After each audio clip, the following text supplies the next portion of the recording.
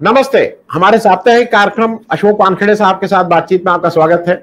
इस शो का लोगों को बहुत इंतजार रहता है। पिछली बार अशोक जी का शो एक दिन बाद था तो लोग प्रश्न पूछने लगे थे और मुझे अशोक भाई, मुझे जो मूल बात लगती है ना कि शायद अब लोग साफगोई से बोलना भी छोड़ दिए हैं। वो आपका मुंह देख के बात करने लगे हैं या किसको क्या अच्छा लगेगा ये बात करने लगे हैं। मुझे ये लगता है, और अगर आप साफ बात कर रहे हैं तो लोगों को लगता है कि कोई तो है जो इस तरह की बात कर रहा है। आज मैं दर्शकों को बता दूं कि अभी जब हम लोग कनेक्ट हुए तो मैंने 1 मिनट में पूछा क्या बात करें, तो मेरे ख्याल में एनडीए फाइट इंडिया के और कुछ नहीं है। एनडीए को जो भारत को टक्कर देगा, इसके सिवा क्या बात करें। तो पहली बात इंडिया की कल, क्योंकि इंडिया फर्स्ट। कल जो भी हुआ और इंडिया नाम एक हो गया है, दूसरी बैठक हो गई।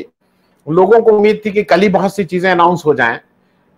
कुछ लोग ये कहने लगे नीतीश जी गुस्से होके गए, लेकिन लल्लन जी का आज बिल्कुल ठीक से प्रेस वालों को है, वो थोड़ा जल्लाए भी प्रेस वालों पे कि भाई ये आप लोग जबरदस्ती के लिए कभी जेडीयू को तोड़ने लगते हैं, कभी कहते हैं जेडीयू का विलय आरजेडी में हो जाएगा, कभी कहले।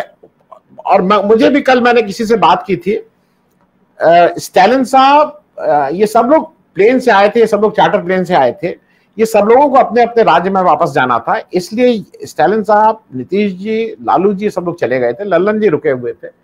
पहली बात यह कि कल का जो भी विपक्ष का शो था इंडिया, मुझे तो ऐसा लगा भैया वो कितना वो होगा कि ये तो एडवांटेज विपक्ष के पास आ गया है ये इंडिया कह के, क्योंकि बहुत सी चीजों पे अब मोदी जी का मुंह बंद हो गया है। देखिए आनंद जी, ये जो शो ऑफ स्ट्रेंथ था बेंगलोर में, ये कोई सरप्राइज नहीं था। जब पटना में पहली मीटिंग हुई जिसमें 17 राजनीतिक दल आए थे, अरविंद केजरीवाल नाराज होके गए करके गोदी मीडिया ने बहुत आवाज उठाई और कहा कि ये तो टूटेगा, ये करेगा। तो विपक्ष भी जानता है कि मीडिया उनके पक्ष में नहीं है, विपक्ष भी जानता है कि एक नरेशन लगातार बनाने का प्रयास करेगा, लेकिन उनको वो भी स्वयं जानते हैं कि स्थिति क्या है। तो जबरदस्ती बाहर चिल्लाचोट करने से कोई फर्क तो पड़ता नहीं। तो अरविंद केजरीवाल भी आ गए और इस बार वो 17 का कुनबा 26 हो गया। जब कुनबा बड़ा होता है तो जिस कुनबे को आपने तोड़ने का प्रयास किया शरद पवार को, उसी पटना की मीटिंग के बाद शरद पवार की पार्टी तोड़ी गई। उसके बाद ही नीतीश कुमार के फाइनेंस मिनिस्टर के यहाँ रेड हुई, नजदीकी लोगों की रेड हुई, स्टालिन के यहाँ रेड्स हुई। तो लगातार प्रेशर तो था। तो डर ये लग रहा था कि ये 17 में से 15 रह जाएंगे, 12 रह जाएंगे, लेकिन ये कुनबा 26 का हो गया। इसी के चलते मुझे लगता है कि यदि मोदी जी ये कहते हैं कि एक अकेला सब पे भारी है, तो फिर उन्हें विपक्ष एक होता है क्या, नहीं होता है क्या, इसकी चिंता करनी नहीं चाहिए थी। जितनी चिंता वो विपक्ष के एक होने की करते हैं, उतनी चिंता यदि बेरोजगारी और महंगाई पे करेगी तो शायद देश का भला होगा। लेकिन उन्होंने आनंद फानंद में तुरंत ये तय हुआ कि अब 18 तारीख को एनडीए की बैठक होगी। देखिए 2014 से लेके कहते तो एनडीए की सरकार है, लेकिन एनडीए की कोई वजूद नहीं, तवज्जो नहीं, कोई मीटिंग नहीं, कभी किसी मेजर डिसीजन पे एनडीए की कोई बैठक नहीं। 370 हो या नोटबंदी हो या जीएसटी हो, इस देश में बड़े बड़े आपने जो, या किसान विरोधी कानून हो, जो किसान कानून आपने बनाए थे जो किसान के पक्ष में कहते वो विरोध में है और आखिर में आपने वापस ले लिए। ऐसे कई चीजें आपने की जिसमें एनडीए के किसी भी घटक दल को इस औकात इनकी नहीं समझी कि आप उससे बात करें। लेकिन जैसा 26 का लोगों का कुनबा बेंगलोर में आता हुआ दिखाई दिया, इनके पैरों की जमीन खिसक गई और इन्होंने आनंद फानंद में एनडीए की बैठक बुलाई और प्रयास ये हो रहा था आपके 26 तो हमारे 38। और उसके लिए फिर आपको राजभर साहब भी चाहिए, भले ही उनके साथ मुख्तार अंसारी का बेटा बैगेज में आ जाए, वो भी चल जाता है। फिर आपको जिसको आपने सबसे भ्रष्ट कहा ऐसे अजित पवार भी चाहिए, क्योंकि आपको 38 का नंबर लेना है। तो कुल मिलाकर यहाँ 2 शक्ति प्रदर्शन हुए। एक अशोका होटल में एक मीटिंग हुई और उसी समय एक मीटिंग बेंगलोर में हो रही थी। अब देखिए बेसिक फर्क क्या है इस मीटिंग का। जो दिल्ली में 38 राजनीतिक दलों की मीटिंग थी, उसमें से भाजपा यदि मैं निकालता हूं जिसका पिछले लोकसभा 2019 के लोकसभा में 22,000 वोट उनको, 22 करोड़ वोट उनको मिले थे, 22 करोड़। और बेचारे ये जो बाकी बचे हुए 37 है, 37 है, इनको कुल सबका यदि मैं टोटल करूं तो 2 करोड़ 20 लाख मतदान ये 37 लोगों के पास था। यानी भाजपा का, एनडीए का टोटल मतदान भाजपा के 22 करोड़ जोड़ने के बाद 24 करोड़ 20 लाख होता है। अब आप बेंगलोर चलिए, बेंगलोर में बड़ी पार्टी कांग्रेस है, 12 करोड़ वोट उनके हैं, उनको अलग कर दें तो बाकी बचे हुए 25 का 13 करोड़ 10 लाख वोट है। वो बराबरी का मामला था, वहां इसलिए डिस्कशन हुआ, जहां बराबरी का मामला होता है वहां बराबरी से बातें होती है, फिर एक कॉमन मिनिमम प्रोग्राम पे डिस्कशन होता है। एनडीए का कॉमन मिनिमम प्रोग्राम क्या है? यदि एनडीए का गठन है और प्रधानमंत्री कह रहे हैं कि पिछले 25 साल से एनडीए इस देश में सकारात्मक कार्य कर रही है, चाहे विपक्ष में रहे चाहे पक्ष में रहे, तो इनका कॉमन मिनिमम प्रोग्राम क्या है? वर्तमान एनडीए का कॉमन मिनिमम प्रोग्राम वही है जो बीजेपी का एजेंडा है। तो फिर ये कैसा गठबंधन हुआ? क्योंकि इस गठबंधन में एक अंग्रेजी में कहावत है, beggars are not the choosers. आप मुझे बात बताइए, 2 करोड़ वोट की औकात रखने वाले लोग 22 करोड़ वाले से क्या डील करेंगे, क्या डिस्कशन करेंगे? गठबंधन दिल से होने चाहिए, लेकिन हमारे यहाँ गठबंधन कभी दिल से होते नहीं। ये जो गठबंधन हुआ, जो बेंगलोर में गठबंधन जो हुआ, इंडिया जिसको कहते हैं, वो डर का गठबंधन था। ये जो 26 लोग इकट्ठा हुए वो इस डर के कारण हुए कि यदि मोदी जी रिपीट होते हैं तो उनका वजूद खत्म हो जाएगा, रीजनल पार्टीज खत्म हो जाएगी, क्षेत्रीय दल इस देश के लोकतंत्र से गायब हो जाएंगे। तो ज्यादातर क्षेत्रीय दल जिनके वजूद है, 13 करोड़ से ज्यादा वोट वो लाते हैं, जो अपनी क्षेत्र की अस्मिता के साथ जुड़े हुए हैं, उन्होंने अपने आप को बचाने के लिए, अपने अस्तित्व को लगते हुए खतरे को देखने के लिए, ईडी इनकम टैक्स के प्रकोप को देखते हुए, संविधान की उड़ती हुई धज्जिया को देखते हुए, इन तमाम डर के कारण इकट्ठा हुए। और वो जो अशोका होटल दिल्ली में थे, ये भी दिल की वजह से नहीं थे, ये डील के तहत थे। अजीत पवार जी आए, 1400 करोड़ रुपए की प्रॉपर्टी सीज हुई है, उनकी, उनके बेटे की, उनके बहनों की, दामाद की, उनको आना ही है। एक नाथ शिंदे आए क्योंकि उनके पीएस को नोटिस मिली, बाकी लोग रडार पे थे, सब भागे भागे आ गए। राजभर जी आ गए क्योंकि राजभर जी को चाहिए कुछ वहां से मिलने के लिए। अनुप्रिया पटेल साथ में इसलिए है कि वो मंत्री भी है और उसके पति को, उनको एमएलसी भी बनाना पड़ेगा बीजेपी को। अब वहां परिवारवाद की बात नहीं होगी, अजित पवार परिवारवाद नहीं है। एलजीपी का तो बहुत ही बढ़िया, मतलब क्या कहें ऐसे गठबंधन को, कि पहले रामविलास पासवान जी जो एक कद्दावर नेता थे बिहार के, उनके मृत्यु के बाद उनकी पार्टी तोड़ी, उनके भाई के पास सिंबल दिलवाया गया क्योंकि भाई के पास एमएलए और एमपी थे, और बेटा चिराग पासवान जिसके साथ मतदाता थे उसको हाशिए पे छोड़ दिया। ये तक नौबत आ गई कि उसका बंगला तक खाली करवा दिया। यदि रामविलास के प्रति इतना प्रेम है नरेंद्र मोदी जी को, तो बंगला तो रखवा देते थे कि आज अडवाणी जी को तो बड़ा बंगला मिल ही गया ना भाई। बीजेपी के मार्गदर्शन मंडल में कोई बड़ा बंगला जरूरी नहीं, लेकिन दिया तो है आपने। वो बेटी के थोड़ा देर बंगला 1 आध साल रह भी लेता तो क्या होता, आपने तुरंत बंगला खाली कर दिया क्योंकि तब आप उनके भाई के हाथ में खेल रहे थे। जैसे जैसे चुनाव नजदीक आ गया, आपको समझ में आ गया ये भाई खोखला है, सारा मतदान तो चिराग पासवान के पास है, तो अब चिराग को भी गले लगा लिया। अब बताइए, दूध और नींबू एक ही बर्तन में रख के दूध उबालते हैं लोग, ये सोच के कि इसका रबड़ी बनेगी, ये भूल जाते हैं कि वो पनीर बनेगा। ऐसे ऐसे ऐसे कई मैं गठबंधन की बात करता हूं।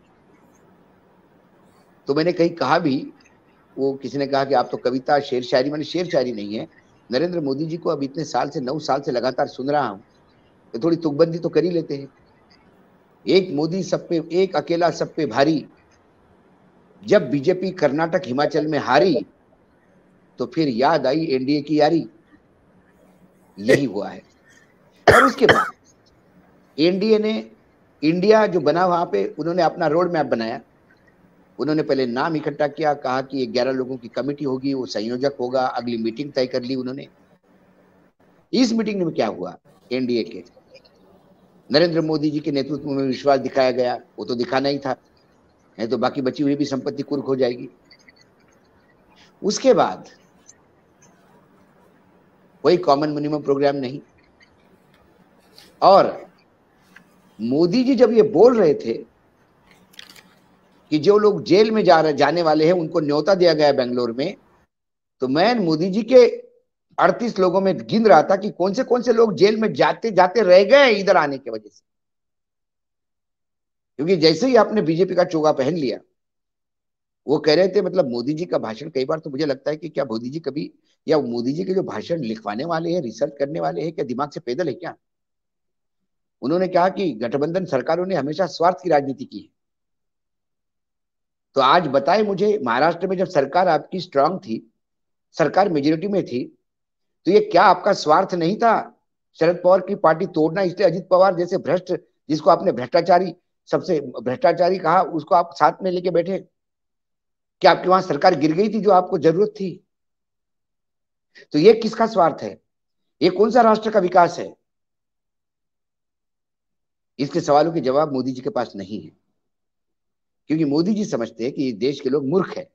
एक बार थाली बजाई, थाली बजवाई, एक बार ताली बजाना, ताली बजा दी। लेकिन मोदी जी भूल गए कि जब आपने बजरंग बली का नाम लेके बटन दबाने के लिए बात की तो लोगों ने बटन नहीं दबाया। इस देश के लोग अशिक्षित हो सकते हैं, मूर्ख नहीं। तो कुल मिला के मुझे जो आकलन लगा कि एनडीए की आनंद फानंद में बैठक क्यों बुलाई गई, क्योंकि इंडिया, जिसको मैं भारत कहते हैं लोग, उस इंडिया में अपना खिसकता हुआ जनाधार देख के 2014 की सामने दिखती हुई हार को बचाने के लिए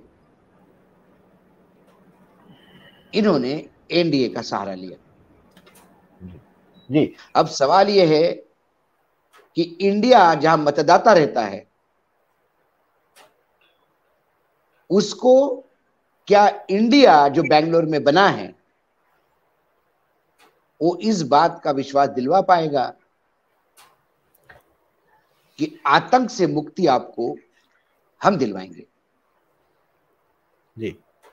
ये तो अब समय बताएगा कि क्या स्ट्रेटेजी होती है। क्योंकि नरेंद्र मोदी और अमित शाह के साथ एक बात तो जरूर अच्छी है आनंद जी, वो आखिरी बॉल तक मैच बचाने का प्रयास करते हैं। भले ही आखिरी बॉल पे 10 रन चाहिए हो, लेकिन आखिरी बॉल पे फिर छक्का मार के फिर एक चांस तो लेते हैं, कहीं नो बॉल हो गया तो 2 छक्के में मैच न जीत जाओ। तो वो विकेट थ्रो करने वाले प्लेयर नहीं है। तो ये जो इंडिया बना है, ये इस मतदाता वाले इंडिया को, जो उनके पक्ष में है वर्तमान में, इनको बूथ पर ले जाकर मतदान कैसा करवाएगा, ये बहुत बड़ी कला है जी। और आने वाले 9 महीने में इसी पे जद्दोजहद होनी है। जी। जी अशोक जी, मैं एक दो चीजें और दर्शकों को भी बता दूं। अशोक जी ने जो बताया कि 2 करोड़ मतदाता माइनस बीजेपी हैं, वो भी मैं गिनती बता दूं। 13 इनके 332 कुल एमपी हैं एनडीए के, 301 बीजेपी के, 13 एमपी शिवसेना शिंदे ग्रुप के हैं। और शिवसेना को पिछले चुनाव में 1 करोड़ 28 लाख वोट मिले थे। 5 एमपी पारस रामविलास पासवान के हैं, लेकिन टोटल एलजेपी को मैंने देखा है वो 32 लाख वोट मिले थे। 10 लाख वोट अपना दल को, 1 करोड़ 70 लाख वोट यहां निकल गए। तो जो 4 पार्टीज, बीजेपी को निकाल दीजिए और शिवसेना, एलजेपी और अपना दल, तो अब जो पार्टी बचती है 34, उनको 30 लाख वोट भी नहीं मिले हैं। मैंने कुछ पार्टियों का तो खाता भी नहीं खुला है। हाँ, पार्टियों का खाता भी नहीं खुला है। तो ये मैंने इसलिए कर दिया कि लोगों को जरा साफ सफाई समझ में आ जाए कि क्या, नहीं तो 2 करोड़ में लगता है कि नहीं कोई बड़ी पार्टी होगी। दूसरा अशोक भाई, एक चीज और याद रखिए, इन्होंने पारस को नहीं, इन्होंने पहले चिराग को धोखा दिया। इन्होंने चिराग को यूज किया नीतीश कुमार को हराने। जी चिराग के पार्टी में जो चुनाव लड़े वो बीजेपी के लोग थे बहुत सारे जी। नहीं, और बीजेपी नीतीश ने को हराना, नीतीश को निपटाने के लिए चिराग का उपयोग किया। फिर उनकी पार्टी तोड़ी। जब उसकी पार्टी तोड़ी तो चिराग को निपटाया। अब उनको पता पड़ गया कि भाई का पास कुछ नहीं है, फूका हुआ कारतूस है, तो फिर उन्होंने उठा के अब फिर चिराग को गले लगाया। ये राजभर से कम नहीं है। जो राजभर बीजेपी में मंत्री बनते हैं, फिर समाजवादी पार्टी में चुनाव लड़ते हैं और फिर बीजेपी में जाते हैं। जी, मेरे दो प्रश्न एक साथ हैं। एक तो ये प्रश्न है कि ये जो आपको मैं बता दूं, अब्बास अंसारी, मुझे ये था कि बीजेपी की वॉशिंग मशीन बहुत तगड़ी वाली है, कोई ऐसी तगड़ी है कि सबको वॉश कर देती है, हम सबको लगा था सारी वॉशिंग। मैं देख रहा था कि अब्बास अंसारी को ये धो पाएगी कि नहीं धो पा रही है। आज ऐसी संभावना है कि ओम प्रकाश राजभर उनको पार्टी से निकाल रहे हैं। ओम प्रकाश राजभर के लड़के का बयान आया है कि वो तो भाई अब्बास अंसारी को खुद ही समझ लेना चाहिए कि कैसा हो रहा है, तो उनको खुद ही निकल जाना चाहिए। तो ये धो नहीं पा रही है अब्बास अंसारी को वॉशिंग मशीन। ये तो धोने के लिए तैयार थे। ये तो पेट भरने के लिए मक्खी भी, ये तो पेट भरने के लिए मक्खी भी निकल सकते हैं जी। यदि मक्खी मक्खन पे बैठ जाए तो उस मक्खन के लालच में मक्खी भी निकल सकते हैं जी। प्रश्न ये है कि योगी आदित्यनाथ राजभर की एंट्री से बहुत नाराज दिखाई देते हैं। छोटे छोटे बात पे ट्वीट करने वाले उन्होंने अभी तक राजभर का वेलकम नहीं किया जी। क्योंकि राजभर ने जितना योगी पे व्यक्तिगत हमले किए कि हवन मंदिर में करो, चिलम में मत करो, मतलब इससे ज्यादा और कोई योगी जी का अपमान नहीं किया होगा। तो योगी जी ठाकुर आदमी है, अपमान नहीं सहन कर पाएंगे। तो उन्होंने शायद जिस हिसाब से नाराजगी बीजेपी का भी बड़े तकबे में थी, उससे ये करेंगे, माइनस करेंगे। लेकिन फिर अब्बास अंसारी इतना बुरा तो नहीं है साहब जितना टेरी महाराज है, जिसके बेटे ने किसानों को रौंदा है। या अब्बास अंसारी के व्यक्तिगत तो मुझे नहीं लगता कोई ऐसे केसेस है जैसे ब्रजभूषण सिंह पे है। इन अब्बास अंसारी गैंगस्टर हो सकता है, मुसलमान हो सकता है, लेकिन कम से कम गांधी के हत्यारों को महिमा मंडित करने वाला प्रज्ञा तो नहीं हो सकता। नहीं अशोक भाई, मैं एक मिनट बता दूं आपको, अब्बास अंसारी का एक ही गलती है कि वो मुख्तार अंसारी का बेटा है। हाँ। और वो नेशनल लेवल का शूटर है, वो इस देश का राष्ट्रीय लेवल का शूटर है। मुख्तार अंसारी का बेटा है, इसमें कोई दो राय नहीं। और अगर पिता ने ऐसा काम किया तो पुत्र को भोगना पड़ेगा, ये वो भोग रहा है। मैं उस पर भी मान रहा हूं भाई। नहीं, लेकिन पुत्र ही क्यों भोगे? पुत्र ने गलत काम किया तो पिता भी तो भोगे। जब टेनी महाराज का पुत्र जब रोनता है किसानों को, तो टेनी महाराज पे क्यों नहीं आती छिटे? सवाल ये है। नहीं, वो तो वॉशिंग मशीन वाले हैं ना वो सब। मैं अशोक भाई एक दो चीजें जल्दी से आपसे। पहली चीज ये कि कल मोदी जी अंडमान में एक सरकारी कार्यक्रम में बोल रहे थे, और उसके बाद आपने भी सुना होगा जिस तरह की भाषा इस्तेमाल करने लगे, और चुनावी भाषण देके मुझे ये लगता है कि सरकारी मीटिंग में कोई इस तरह से बात कैसे कर सकता है। देश का प्रधानमंत्री का जो लेवल था। एक दूसरा, इसी के साथ में प्रश्न पूछ लूं एक साथी, अब जरा बताइए, इंडिया में दो चीजें हो गई हैं। उन्होंने कहा है कि हम एक नया, वो अभी 11 लोगों की कमेटी बनेगी। मुझे एक चीज लगती है कि एक मामला और है, एक संयोजक किसी को बनना है, और कांग्रेस ने स्पष्ट कर दिया है कि हम पीएम की रेस में नहीं है, हम इसकी रेस में नहीं है। लेकिन मेरा मानना है कि जो संयोजक बनेगा वो प्राइम मिनिस्टर नहीं बनेगा। मैं जरा इस पे भी आपका एक आकलन चाहता हूं। देखिए, उसमें दो होगा, एक संयोजक होगा और एक चेयरमैन होगा। मुझे लगता है चेयरमैन पोजीशन सोनिया गांधी को मिलेगी, ऐसा मुझे लगता है। सबसे बड़ी पार्टी है, यूपी के चेयरमैन रह चुकी है, और राजनीतिक दलों के सभी के साथ उनके अच्छे संबंध हैं। उनको जो राहुल गांधी जूनियर होने की वजह से जो अड़चन है, वो सोनिया जी के साथ नहीं है। तो सोनिया गांधी हो सकती है चेयरपर्सन बने, और अरविंद केजरीवाल या नीतीश कुमार, इनमें से दो में से एक कोई बनेगा। तो उसमें मुझे लगता है कि नीतीश कुमार का पलड़ा भारी है, क्योंकि नीतीश कुमार एक मैच्योर्ड है। एनडीए में भी हमने देखा था कि अटल जी चेयरमैन हुआ करते थे और जॉर्ज फर्नांडिस संयोजक हुआ करते थे। तो और ये मुझे लगता है, और प्रधानमंत्री तो एक बात तय कर लीजिए, प्रधानमंत्री बनेंगे या यूपी की या जो इंडिया की सरकार आएगी, या बीजेपी सबसे बड़ी पॉलिटिकल पार्टी होते हुए मेजोरिटी नहीं पा जाएगी, ऐसे कई सिनेरियो सामने दिख सकते हैं। ऐसे में क्या प्रधानमंत्री का पद का उम्मीदवार कोई नया होगा? चुनाव के नतीजों के बाद बहुत सारी चीजें चुनाव के नतीजों के बाद ही क्लियर होगी। यदि 220, तक बीजेपी आती है तो बीजेपी को फिर 80 सीटों के लिए लोग चाहिए होंगे। बीजेपी का जो 38 का कुनबा है ये 8 सीट भी इकट्ठा नहीं कर पाएगा, इसकी गारंटी है। तो ऐसे में उनको कुछ नए लोग लगेंगे। तो क्या वो नया प्रधान, क्योंकि मोदी जी के नाम पे तो लोग आएंगे नहीं, जिनको आना था वो आ गए, जिनको जो बाहर है वो इतने प्रताड़ित है कि वो आना नहीं चाहते। दूसरी बात, कुछ लोग आना था लेकिन नहीं आए क्योंकि उनके डील फाइनल नहीं हुए। मैंने कहा ना कि यहाँ डील का मीटिंग थी और वहाँ डर की मीटिंग थी। तो ये जो डील वाले थे उसमें टीडीपी का करीब करीब आना इंडिया में तय हो गया था, लेकिन 11th आवर पे ड्रॉप हो गया क्योंकि पुंडेश्वरी को जब उन्होंने आंध्र प्रदेश में अध्यक्ष बनाया बीजेपी का, वो कहीं ना कहीं चंद्रबाबू नायडू के परिवार के झगड़े में संलग्न है, वो वहां पे होता है। अकाली दल, मैंने सुना लोकसभा सीट के बंटवारों के लेके अकाली दल भी थोड़ा सा दूरी रहा है। और जयंत चौधरी ने तो हाँ हाँ करके नाना करते तुम्ही से प्यार कर बैठे, तो वो इंडिया को नाना कहते रहे, इनको हाँ हाँ करते रहे और आखिर में वो इंडिया में चले गए। तो ऐसे 2-3 जगह पे ये इन्होंने पहले भी मार खाई है। तो ये तमाम चीजें जब हम देखते हैं तो लगता है कि फिर 70-80 सीटें या उस मैजिक फिगर को टच करने के लिए बीजेपी के अंदर से ही कोई नया नेतृत्व उभर के आएगा। क्योंकि आदमी का नेतृत्व तो तब तक रहता है, हमने राजनीति बहुत ही हार्टलेस लोगों होते हुए देखी, और राजनीति में वाकई दिल होते नहीं लोगों के पास।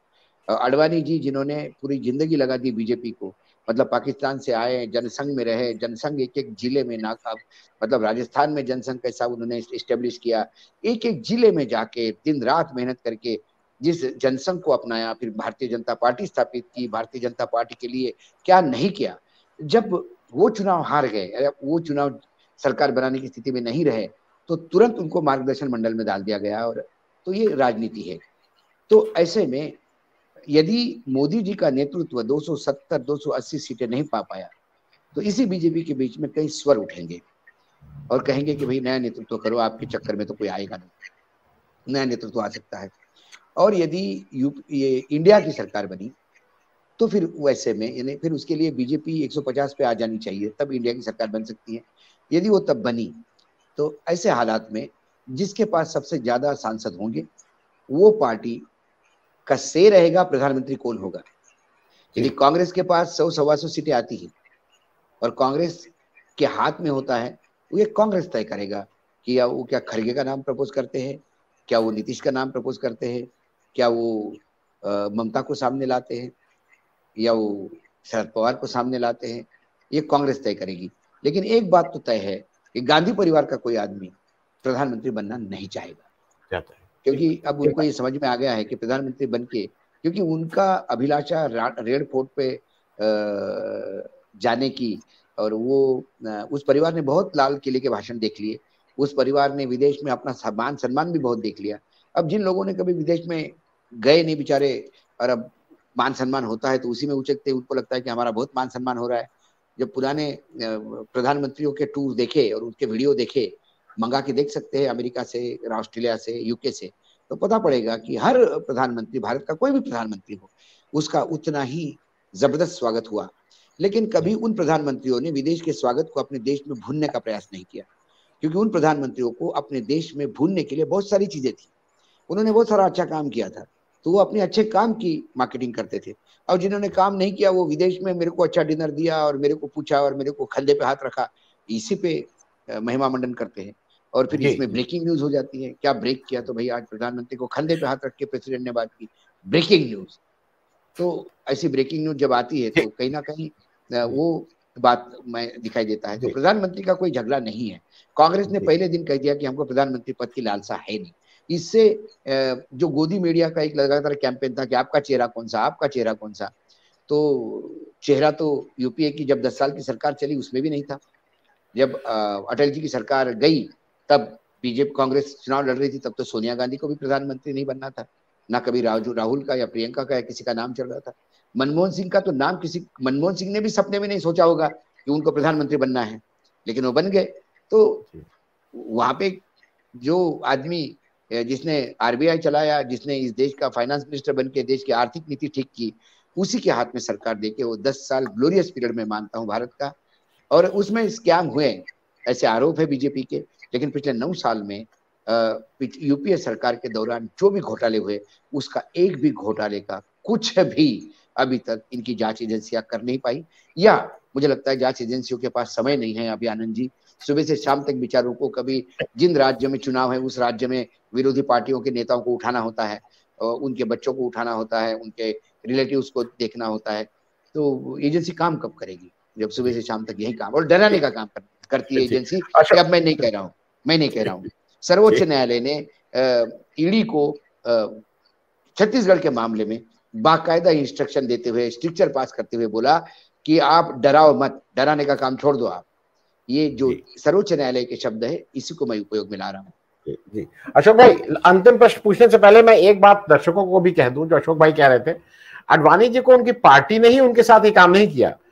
उस व्यक्ति को, जो अगर आडवाणी बीच में खड़े नहीं हो गए होते तो जिनकी गद्दी चली जाती और वो चाहे चीफ मिनिस्टर भी नहीं बनते, वो कहने को चीफ मिनिस्टर रह जाते। जब गोवा का अधिवेशन में अटल जी के और इनको बर्खास्तगी के बीच मोदी जी के केवल एक आदमी खड़ा था, उसका नाम था आडवाणी। वो अगर उस समय, अब उसकी वजह से उनका ये हाल होना चाहिए, हम लोगों को लगता है कि उन्होंने एक ऐसा काम कर दिया कि उनका हाल ये होना ठीक था।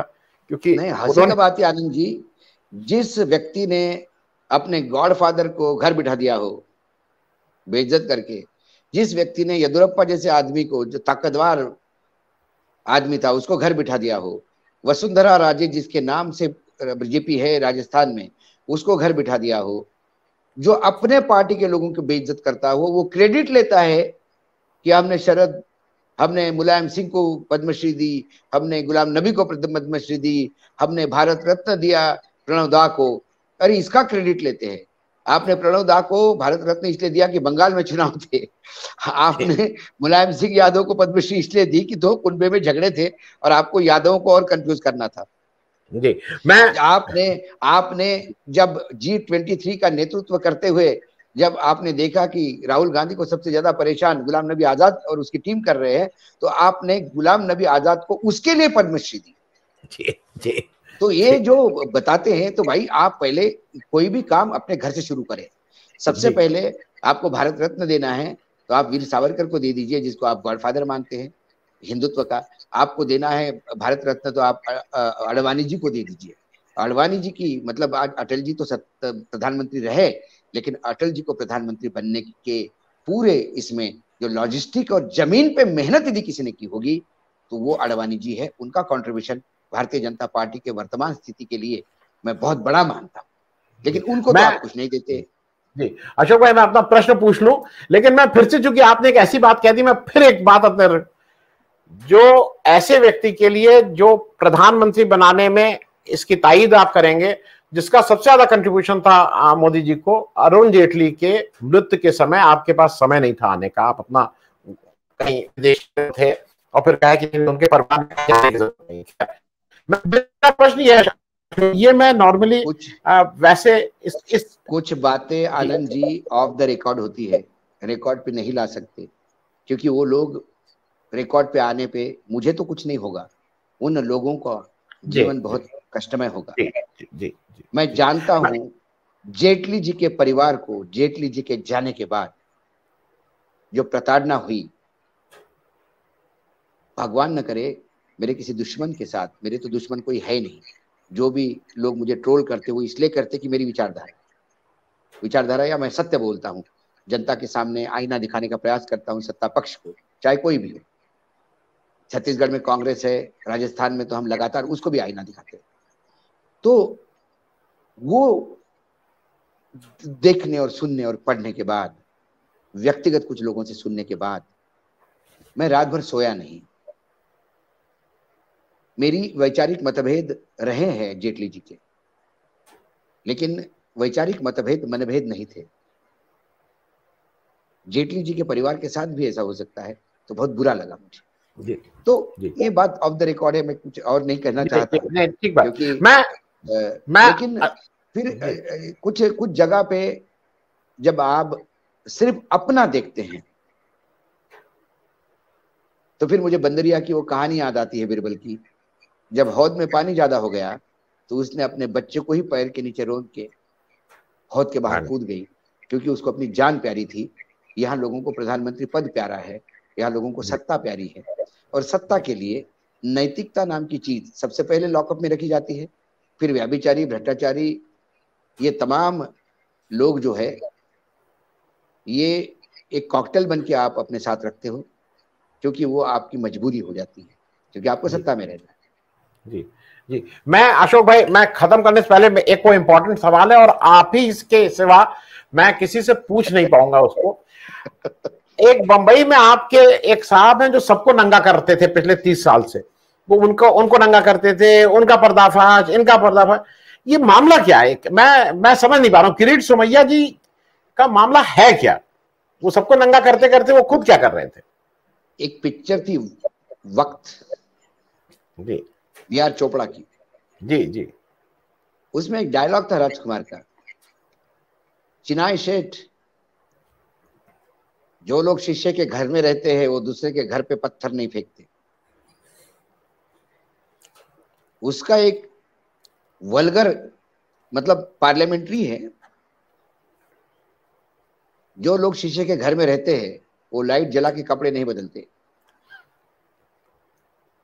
इन लोगों ने ऐसा ही किया।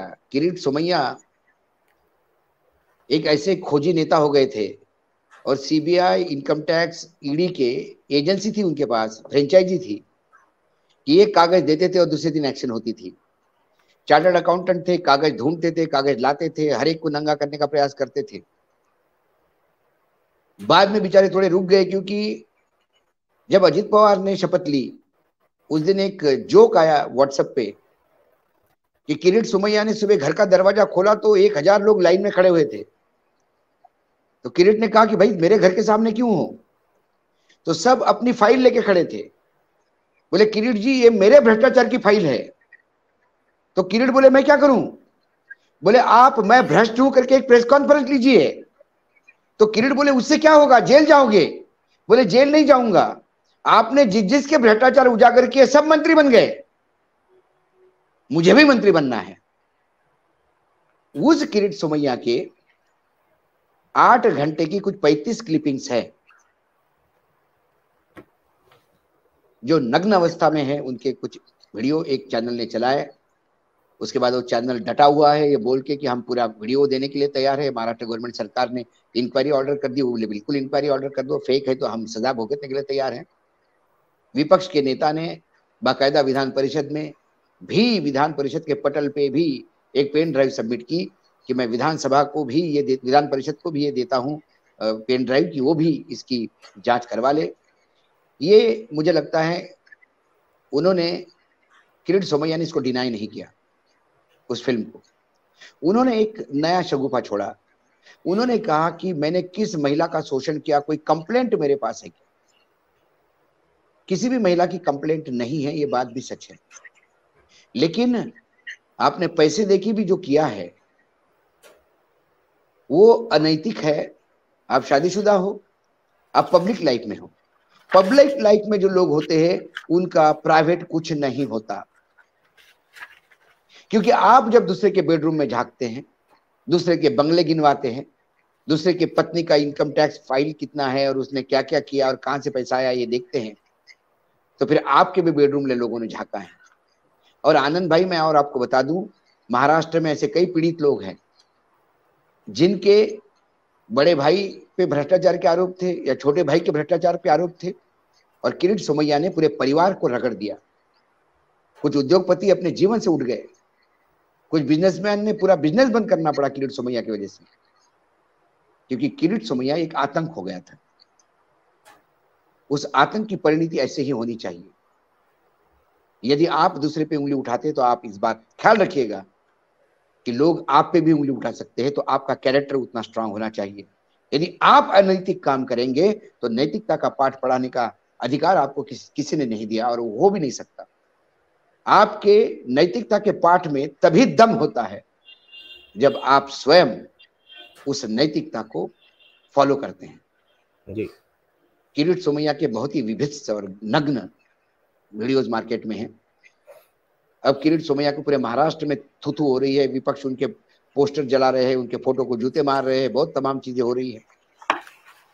और किरीट सोमैया की कुछ उसमें डिस्कशंस भी है, कुछ महिलाओं के साथ अपनी क्रिया करते समय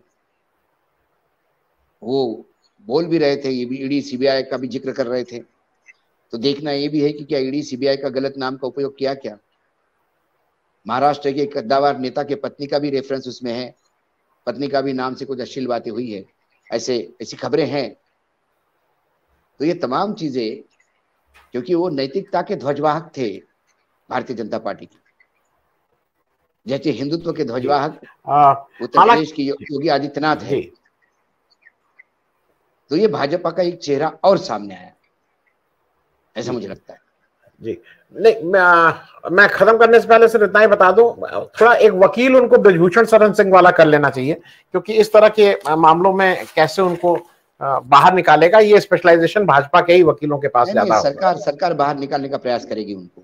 जी ये वही होगा, इस सीढ़ी जाएगी करने के लिए, और वो सीढ़ी का रिपोर्ट आएगा, इस सीढ़ी में जो व्यक्ति है वो उसका चेहरा ठीक से दिख नहीं पा रहे हम, इसलिए व्यक्ति को हम कंफर्म नहीं कर पाएंगे।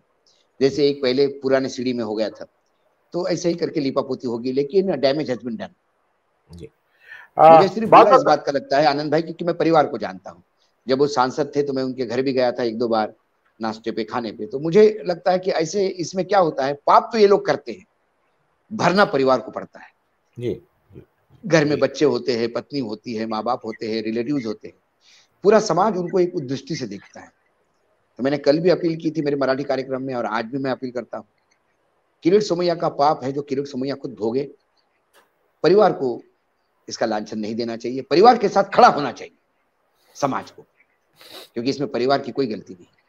वही पत्नी अपने पति से व्याभिचार करवाएगी नहीं, वो अंदर से कितनी दुखी होगी मैं जानता हूँ। ऐसे समय समाज को उसके साथ खड़ा होना चाहिए, सारे वैचारिक मतभेद समाप्त करना, ये ऐसा मुझे लगता है। बहुत बहुत धन्यवाद अशोक भाई, अगले हफ्ते तक के लिए, क्योंकि तब तक और सी बहुत सी चीजें हो जाएंगी। थैंक यू, बहुत बहुत धन्यवाद।